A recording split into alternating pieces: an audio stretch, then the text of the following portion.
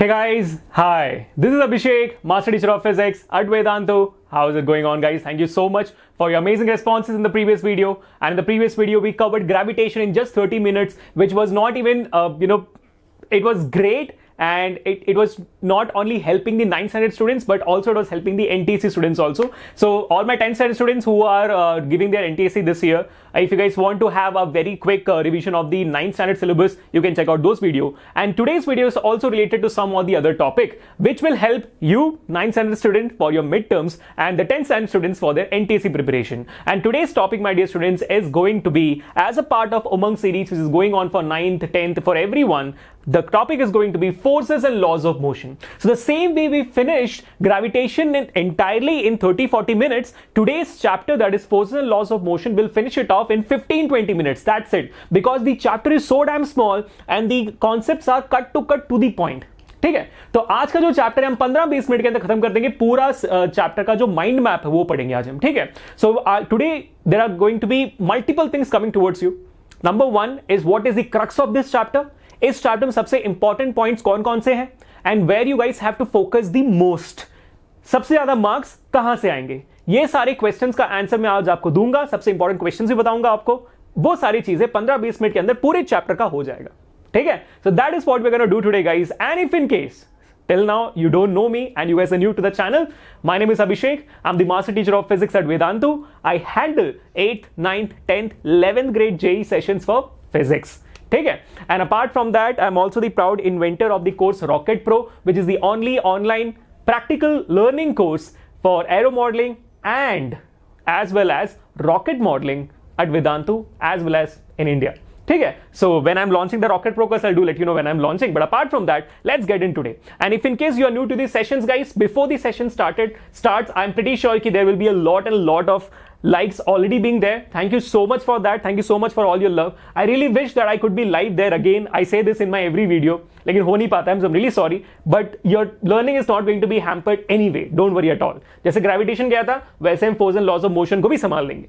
ठीक है, and also if you guys love the videos, please do not forget to share the videos. It's very very important. ठीक है, share करना बिल्कुल मत भूलना. पिछले वीडियो को आपने बहुत सारे शेयर किए थे, इस वीडियो को भी शेयर करना क्योंकि बहुत हेल्पफुल वीडियो है. उसके अलावा सब्सक्राइब, अगर आप नए हो सब्सक्राइब करना बिल्कुल मत भूलना. And also hit that like button, also hit that bell icon so that you get notified about each and every video being launched. और बच्चों, और हर दिन हम 9th स्टैंडर्ड के लिए वीडियोस निकालते हैं for all the subjects out there.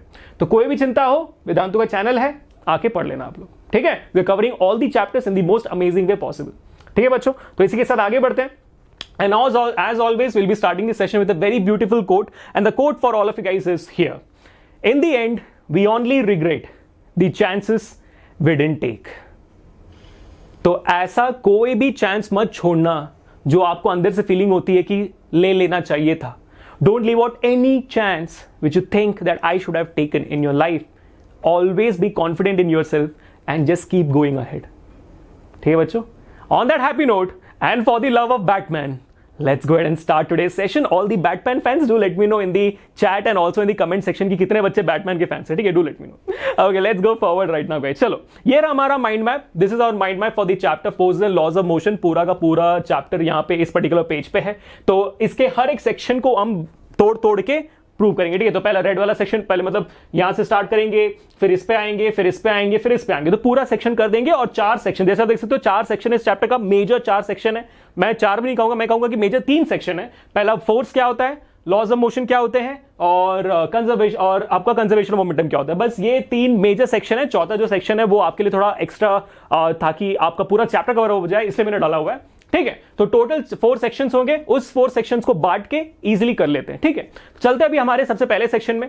और जो भी इंपॉर्टेंट चीजें बच्चों मैं आपको नोट डाउन करने के लिए बोलूंगा, ये जो नोट्स है वो भी आप डाउनलोड कर ही सकते हो. ठीक है, तो बिल्कुल चिंता नहीं है, लेकिन जो इंपॉर्टेंट पॉइंट्स में बोल रहा हूं उसको नोट डाउन जरूर करना. ठीक है, so let's start this session with the concept of what is a force. Force and laws of motion में जो पहला पार्ट है वो है फोर्स का. और पूरा चैप्टर में जो भी फोर्स के बारे में पढ़ा है वो यहां पे है, पूरा का पूरा यहां पे. ठीक है, so what is a force. I am pretty sure you already know. आपने 8th स्टैंडर्ड में पढ़ा हुआ है कि फोर्स क्या होता है. Force is nothing but a push or a pull, a push or a pull और a hit to any object would be called as a force. Correct ना? And I am pretty sure कि many of you guys might have experience real force from your parents or from your friends and everything. जब लात पड़ती है, जब थप्पड़ पड़ता है, तो पता ही होगा कि फोर्स क्या होता है, एक्सपीरियंस किया है ना, उसी को हम कहते हैं फोर्स. ठीक है. सो एनी पुश और पुल और a hit acting on a body will be called as a force. ठीक है. तो अब इसकी फोर्स के बारे में बात करेंगे तो फोर्स का ऐसा यूनिट क्या है, सब जानते हैं. फोर्स का ऐसा यूनिट होता है आपका न्यूटन. करेक्ट. फोर्स का ऐसा यूनिट होता है न्यूटन, ये भी जानते हैं. करेक्ट. तो ये हुआ इसका एक इंपॉर्टेंट पॉइंट, ये हो गया न्यूटन, जिसको डिनोट किया जाता है कैपिटल एन से. ठीक है. अब what are the types of forces. Basically types of forces होते हैं दो प्रकार के. क्या क्या है. पहला होता है कॉन्टैक्ट फोर्स, जो आपने पढ़ा होगा 8th स्टैंडर्ड में. अगर शायद थोड़ा थोड़ा याद आ रहा है तो याद कर लेना, एनटीसी के लिए बहुत इंपॉर्टेंट, 9th के लिए बहुत इंपॉर्टेंट है. उसके अलावा होता है आपका obviously non contact force. Now what is the meaning of this contact force and non contact force बच्चों. सिंपल सी बात है, ऐसे फोर्सेस जो कॉन्टैक्ट के थ्रू होते हैं, that are contact forces, and those forces which can be applied without being in contact will be called as non-contact forces. Now you might be troubled कि ऐसे कौन से फोर्स है जो हम छुए बिना कर सकते हैं. बताता हूं. अब देखो, पहले कॉन्टैक्ट फोर्स के बारे में पढ़ लेते हैं. कॉन्टैक्ट फोर्स का पहला टाइप होता है मस्कुलर फोर्स. ये क्या मस्कुलर फोर्स है. ये वो फोर्स है which we apply to any object. हम किसी भी ऑब्जेक्ट पे फोर्स अप्लाई करना है हमें, तो हम क्या करेंगे, उससे पहले सबसे पहले छुएंगे. We have to be in contact with the object to apply force. For example, if I need to lift this remote here, I need to touch it. Otherwise, मैं मैग्नेटो नहीं हूं कि मैं इसको ऐसे करूंगा और मेरे पास आ जाएगा, नहीं है ना, right. So it has to be lifted, and for to be lifted it has to be touched upon, it has to be in contact. तो और इसको उठाने के लिए मैं कौन सा फोर्स अप्लाई करता हूं, मेरे मसल्स का, मेरे मस्कुलर फोर्स अप्लाई करता हूं मैं.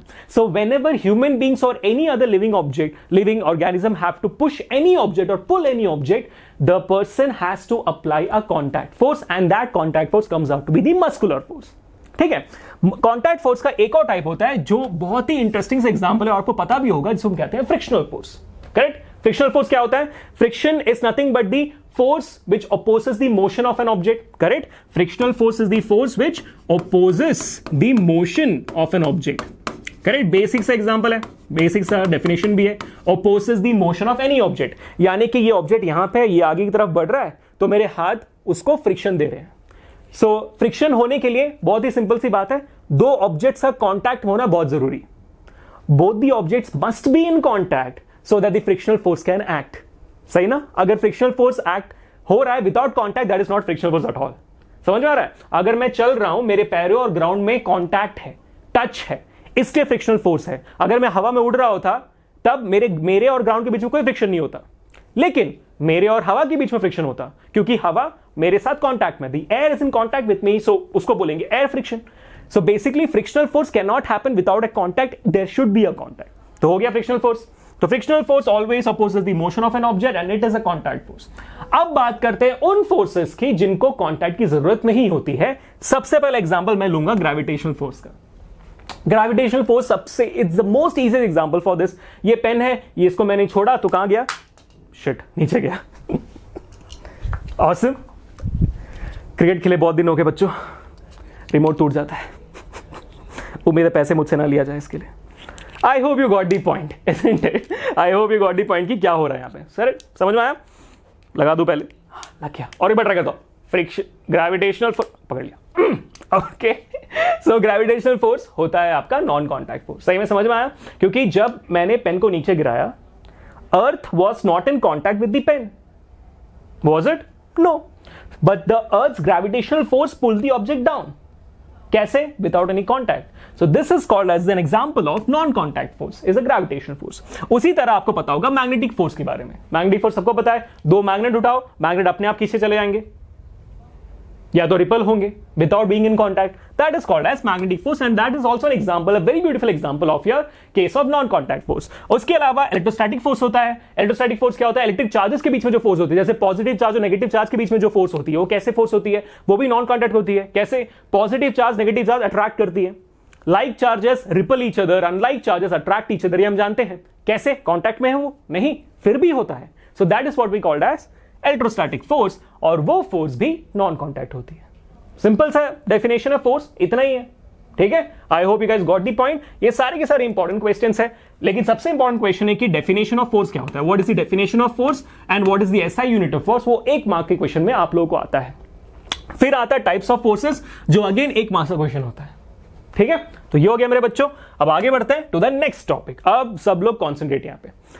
The next topic is basic units and dimensions of very important things from which you can get numericals. Numericals में इस्तेमाल किए जाने वाले वेरी इंपॉर्टेंट जो पैरामीटर्स हैं उनके यूनिट्स और वैल्यूज अभी हम समझ लेते हैं एक बार, ठीक, जल्दी से। बहुत ही सिंपल सा चीज है। तो मास एंड वेट के बारे में तो आप जानते हो ग्रेविटेशन पार्ट से ही, मैं एक और बार रिवाइज करवा देता हूं आपको। तो मास क्या होती है, मास और वेट के बारे में क्यों पढ़ रहे हैं, क्योंकि इसके बाद न्यूटन्स लॉस ऑफ मोशन पढ़ेंगे, और न्यूटन्स लॉस ऑफ मोशन में मास, वेट और मोमेंटम का बहुत ज्यादा इस्तेमाल होता है, राइट ना। फर्स्ट लॉ ऑफ मोशन को हम बोलते हैं लॉ ऑफ इनर्शिया, जो nothing but measure of mass होती है, measure of inertia is mass. उसके बाद होती है वेट, जिसका इस्तेमाल होता है ग्रेविटेशनल फोर्स में। फिर होता है मोमेंटम, मोमेंटम का इस्तेमाल होता है सेकंड लॉ ऑफ मोशन में। तो सब जगह में इन तीन क्वांटिटी का बहुत ज्यादा इस्तेमाल होने वाला है, बहुत ज्यादा यूज होने वाला है। That's the reason why we gonna study this particular thing separately. Cool, so let's start with the mass part. What is the SI unit of mass? Obviously KG. SI unit of mass is KG. What is the इसको पढ़ने की जरूरत नहीं आपको, इसको गोली मारो आप। कन्वर्जन क्या हो गया? 1 kg is equal to 1000 grams. Dimensions पढ़ने की जरूरत नहीं फिलहाल आपको, वो आप 11th में पढ़ोगे, ठीक है। तो ऐसा unit of mass is kg and conversion is 1000 grams. And what is the definition of mass? What is the definition? Mass is nothing but the measure of inertia of that object. Correct? I am pretty sure कि आपको पता है कि inertia क्या होती है, right? सबको पता है इनर्शिया क्या होती है। What is inertia? Inertia is the tendency of an object to resist motion and measure of inertia is nothing but mass। आपके अंदर कितनी इनर्शिया है वो आपका मास होगा। फॉर एग्जाम्पल, अगर मैं यहां पे खड़ा हूं और एक और इंसान खड़ा है, आप खड़े हो यहां पे, you are standing right here next to me and I am pretty sure कि you will be somewhere here, you might be taller than me और smaller than me, but I am pretty sure कि I am stronger than you, hopefully, ठीक है। So it will be really difficult for you to move me, it will be very difficult for you to move me because I'm heavier than you, right? So I have more mass. And what is inertia? Inertia is the tendency or the property of an object to resist motion. If I'm at rest, I want to be at rest. If I'm at motion, I want to be at motion. So if I'm standing at rest, the more the heavy I am, it is difficult for you to move me because of inertia. But since you are lighter, my push might make you fall down, right? So that is because you are lesser in weight, your mass is less. So the amount of inertia you have is the mass you have. I hope you got the point. ठीक है? So that is nothing but your mass, my dear students. So measure of inertia of an object is nothing but the mass. Mass is measured in inertia. ठीक है? Cool. अब आगे बढ़ते हैं. Now let's come to the weight part. Weight part you have already studied in the gravitation chapter.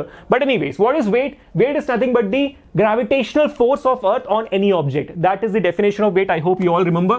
What is weight? Weight is gravitational force or gravity of Earth on all of us. That is your weight. Correct? मेरे ऊपर जितना gravity act कर रही है उतना मेरा wait हुआ. Correct? और हम सब जानते हैं कि वेट इज अ फोर्स. वहां पे लिख दिया weight is the gravitational force. So what could be the SI unit of that? SI unit would be obviously newtons, which is also given as kg metre per second square. kg metre per second square is also the answer. Why? क्योंकि weight का formula आप सबको याद होगा, it is nothing but m into g. यही वेट है. तो m क्या हुआ? kg. g क्या होता है? g होता है आपका मीटर पर सेकंड स्क्वायर. तो kg metre per second square, इसको हम लिख सकते हैं न्यूटन की तरह. ये भी हम जानते हैं. ठीक है? बस इतना ही है. और हाँ, अब आगे बढ़ते हैं टू मोमेंटम वाला पार्ट. तो ऐसा हुआ कि if I give you another example with the same you standing here, if I am moving with if I'm moving with a mass here with a velocity, and then you are also moving with a mass and velocity, we both are moving at the same velocity, and see, we both are moving at the same velocity, but you have lower mass, I have higher mass, so it would be difficult for someone to stop me rather than you. सही ना? It will be difficult for someone to stop me rather than you. क्यों? हम दोनों का velocity same था, लेकिन मास अलग है. उसी तरह अगर मैं एक बॉल फेंकू जोर से, ठीक है, अगर मैं एक बॉल फेंकू जोर से to a glass, on to a glass, और I just fire a bullet, what would happen? The bullet will pierce through the glass, the ball might not. Why not? The bullet was lighter than the mass, फिर भी चीर गया. Why did that happen? Because the velocity of bullet was higher than the ball. So what do we understand from this is there is a relation between the mass and velocity. There is a relation between the mass and velocity. एक correlation है. मास कम भी हो लेकिन velocity ज्यादा है तो बहुत कुछ हो सकता है. अगर मास ज्यादा है वेलोसिटी कम भी हो तो बहुत कुछ हो सकता है. Right? So there is a relation between mass and velocity. तो अगर जब मैं मास और वेलोसिटी को मल्टीप्लाई करूं एक दूसरे के साथ, when I take out the product of this masses, what do I get is something called as p, which is nothing but equal to momentum. That is, my dear students, the concept of momentum. इसी वजह से momentum concept उभर कर आया था science में. ठीक है? That is momentum is nothing but mass into velocity. और इसका ऐसा यूनिट क्या होगा? ऑब्वियसली क्या होगा? मास है तो केजी, वेलोसिटी तो metre per second, KG metres per second is the right answer. ठीक है? So that, my dear students, was the concept of very basic things which you all should know. कभी कभी and momentum is the most important topic out of all this. Mass and it is important for gravitation, but momentum is the most important topic in this particular chapter, क्योंकि उससे conservation of momentum आएगा और वो बहुत ही ज्यादा important है. ठीक है बच्चों? I hope you guys got the point. ये क्वेश्चन आ सकता है 2 मार्क्स का. आपको न्यूमेरिकल्स भी आ सकते हैं मोमेंटम से, जनरल मोमेंटम से, या तो कंजर्वेशन ऑफ मोमेंटम से. दोनों से आपको न्यूमेरिकल्स आ सकते हैं. ठीक है? So be prepared for it. This is one of the most important part. I hope you guys got the point. तो 2 सेक्शन तो हो ही गए यार. Let's go forward for the third section, one of the most easiest of sections. Easiest of sections, क्योंकि सबको पता है कि न्यूटन्स लॉज ऑफ मोशन क्या होते हैं, हम पढ़ते आ रहे हैं. So if I go forward for the first law of motion, everyone knows the first law of motion is very simple, that every object continues to be in the state of rest or in motion. There is nothing but inertia, right? Every object wants to be at rest or in motion if the object is at rest or in motion. Correct? अगर मैं rest पे हूं तो rest पे रहना चाहता हूं, अगर मोशन में हूं तो मोशन में रहना चाहता हूं. That is inertia. So Newton first law of motion यही कहता है कि ऑब्जेक्ट इनर्शिया को फॉलो करेगा until there is some unbalanced force acting on the body. So if there is someone pushing me, there is an unbalanced force on me. और बहुत बच्चे ना, like including me, when I was in 9th standard, I didn't focus much on unbalanced force there. So guys, what is an unbalanced force? I'm pretty sure you understand कि unbalanced force का मतलब होता है कि आपका जो net force है on the body is not zero. For example, if I have a box here, if I have a ball here, a person applies a force from this direction F, and another person applies the same force from this direction F. Is the object going to move? The answer is no. The object is not going to move. Why? Why? Because the forces are equal and opposite. तो क्या हो गया? ये balanced हो गया. एक force ने दूसरे फोर्स को काट दिया, राइट? वो बैलेंस्ड फोर्स हो गया. वैसे ही ऑब्जेक्ट कब मूव करेगा? जब इस साइड से मैं अप्लाई करूंगा 20 न्यूटन और from this side I apply the force of 40 Newton. तो अब क्या हुआ? नेट फोर्स कितना हुआ ऑब्जेक्ट के ऊपर? नेट फोर्स हुआ इस डायरेक्शन में 40 है और इस डायरेक्शन में 20 है. So since they are in opposite directions, net force is 40 minus 20 which is equal to 20 newton. देखा आपने? There is, the net force is not zero, the net force is 20 newtons, and 20 newtons in which direction? 20 newtons in this direction. So the object will start moving in this direction. So the object only starts moving or stops moving when there is an unbalanced force acting on the object. I hope you got the point. So that is what Newton's first law of motion states, that every object continues to be in a state of rest or in motion until and unless an external unbalanced force is applied on it. It's not necessary that you have to mention unbalanced in your definition, but that would be pretty awesome. Your teachers are going to be mind blown once you mention that. ठीक है, तो ये हो गया आपका first law of motion. सबको पता है बात? करेक्ट? सबको पता है फर्स्ट लॉ ऑफ मोशन. किसको नहीं पता है यार? सबको पता है. करेक्ट? आप चलते हैं सेकंड लॉ ऑफ मोशन की तरफ, जो फर्स्ट लॉ ऑफ मोशन से भी काफी ज्यादा इंपॉर्टेंट है. What is second law of motion? ठीक है, we have moved on object now. अभी हमने एक ऑब्जेक्ट को मूव कर दिया.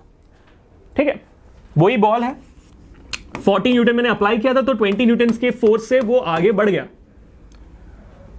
How much did it accelerate? Once the object starts moving, the object can accelerate, can deaccelerate, something can happen, isn't it? How much did the object accelerate? We don't know. And that is when Newton gave out the second law of motion. Newton states that the rate of change of momentum of an object, that is, initially the momentum of the object, maybe it was pi, initial momentum, and then after you started moving the object, the momentum of the object became pf, that is a final momentum. Now what Newton says that is, this change in momentum which happened for the case of object, क्यों? क्योंकि object की velocity change हुई. Object पहले rest पे था, अब वो हिलने लग गया, तो वेलोसिटी चेंज हुई, तो यानी कि मोमेंटम चेंज होगा. कैसे? क्योंकि मोमेंटम मेरे बच्चों क्या है? मास इनटू वेलोसिटी है. तो वेलोसिटी जब चेंज होती है, मोमेंटम चेंज होगा. तो मिस्टर न्यूटन ये कहते हैं कि when the momentum of an object changes, I can relate it to force. How? He says that the rate of change of momentum, that is change of momentum by time, rate of change of momentum को आप ये भी कह सकते हो कि change in momentum per unit time, same है, rate of change of momentum is equal to change in momentum per unit time.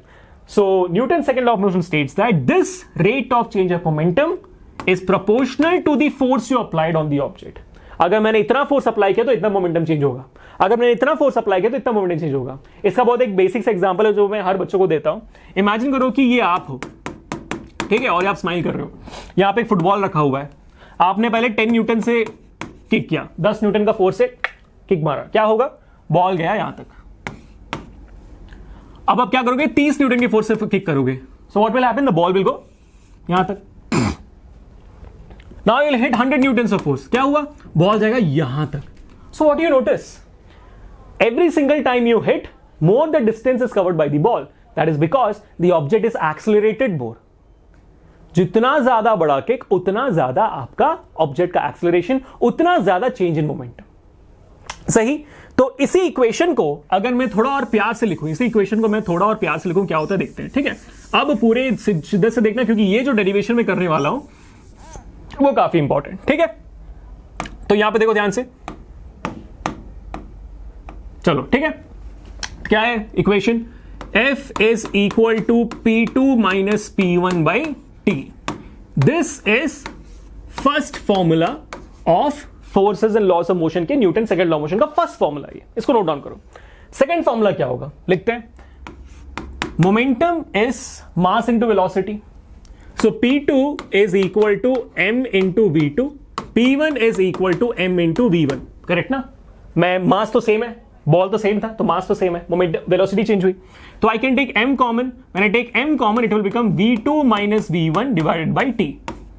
This becomes the second formula for second law of motion. बहुत बहुत important, note down को लबी से, बहुत important formula है.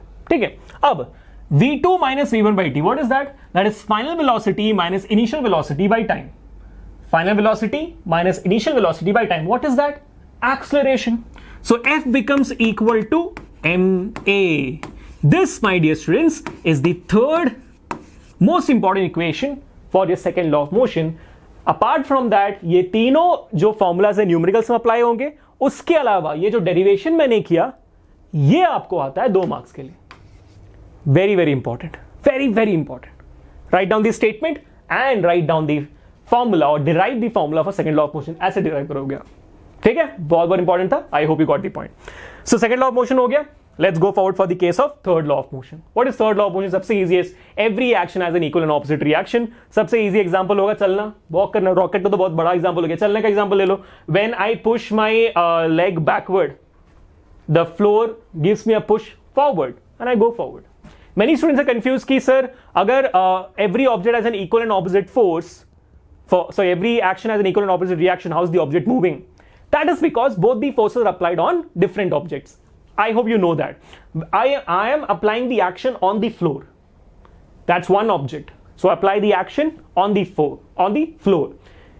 Now the floor applies a reaction on me. I'm the second object. So the action and reaction are on two different objects, not on the same object. तो अगर मैं इसको simple से बताऊं, अगर ये मेरा ऑब्जेक्ट है, if the action and the reaction are on the same object, then the object will not move. Agreed. लेकिन एक्शन रिएक्शन सेम ऑब्जेक्ट में नहीं होते.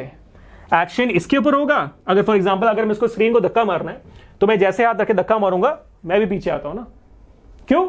क्योंकि मेरा एक्शन दीवार स्क्रीन पे है लेकिन स्क्रीन रिएक्शन मेरे ऊपर दे रहा है, इसलिए मैं पीछे आ रहा हूं. सिंपल ऐसा है. ठीक है बच्चों, I hope you guys got the third law of motion also. बस that was the third section of today.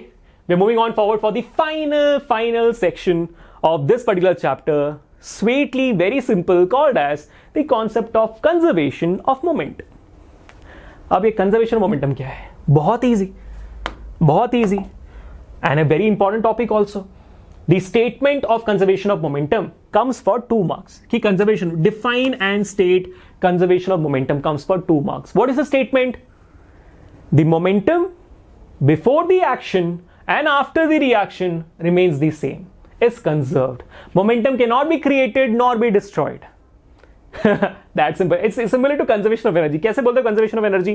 आप कहते हो energy cannot be created nor be destroyed. ये कहते हो momentum भी ऐसे ही है. Momentum cannot be created nor be destroyed. It remains constant before the action, after the reaction. Same, जैसे मैं जब वॉक करके आगे बढ़ता हूं, एक्शन दिया, रिएक्शन दिया, इन दोनों के बीच में मेरा मोमेंटम सेम था।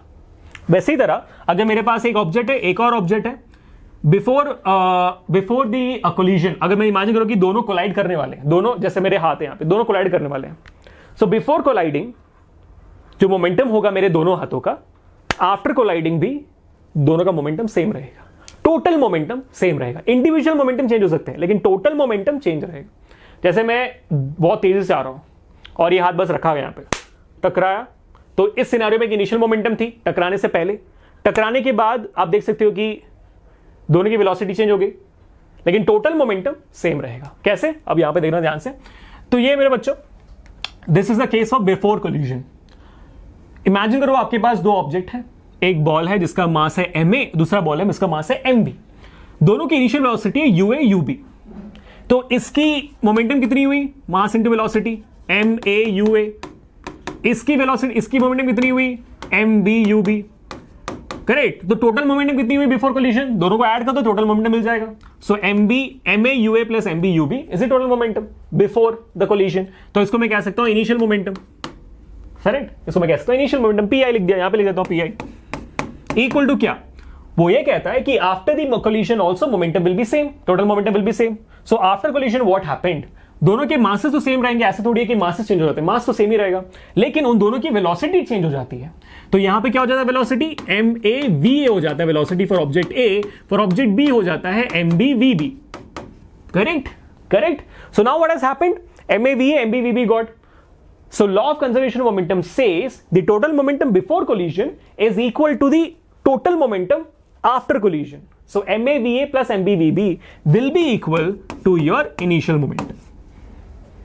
That is the conservation of momentum, and a lot of numericals come from this particular topic. A lot of numericals. So my dear students, I've taken a separate video for the numericals of forces and laws of motion, for first law also, second law also, third law also, conservation of momentum also, before this particular sessions. So kindly go and check them out if you guys want to be super duper amazing on those numericals. ठीक है, तो एक बार जाके checkout कर लेना, मैंने बहुत सारे वेराइटीज के क्वेश्चंस कराए हैं, ठीक है, एक बार वीडियो चेकआउट कर लेना। आज का video was only related to the what are the crux of this chapter and that was it.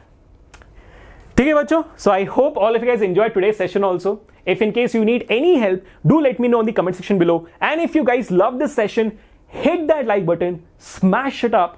मुझे like button को टूटते हुए देखना है, इतना होना चाहिए। Thank you so much guys. I hope all of you guys loved the video. If you guys loved it, subscribe to the channel. Do not forget, hit that bell icon right now so you get notified every single time a video is being launched. Because midterms आ रहे हैं, इसके बाद main आएंगे, इसके बाद 10th का class आएगा, तो सारे वीडियोस आपको मिलने हैं ना। So do not forget to hit that bell icon, subscribe to the channel, like the video, also share the video as much as possible. ठीक है, और if in case you have any doubts, do let me know in the comment section below, and also do let me know how much you guys enjoyed today's session. ठीक है, on the comment section. I'll be waiting to see how many of you guys put the comments because I reply to each and every of my students comment. ठीक है, मिलते हैं बच्चों। तो next session में हम आएंगे जिसमें हम करेंगे may be motion in 30 minutes या तो sound in 30 minutes. Crash course कर लेते हैं पूरा सारे चैप्टर का 30 मिनट्स का, मजा आएगा। ठीक है, बताना मुझे कि आपको कौन सा चैप्टर चाहिए नेक्स्ट 30 मिनट्स के लिए। Cool, okay. And if in case you have to download the notes, मेरे बच्चों आपको पता है कि you have to just download the Vedantu app, वहां पे आपको यूट्यूब पे चल रहे सारे के सारे all the notes will get it right there. And also my dear students, we have started a Telegram group where all the students are doing a lot of hangama. Go ahead and join the telegram group. The link you will get it in the comment section below. Take care. So bye bye guys. Good night. Take care. We'll see you guys in the next session. Until we meet the next time, this is Abhishek signing off. Enjoy your life. Bye bye. Take care.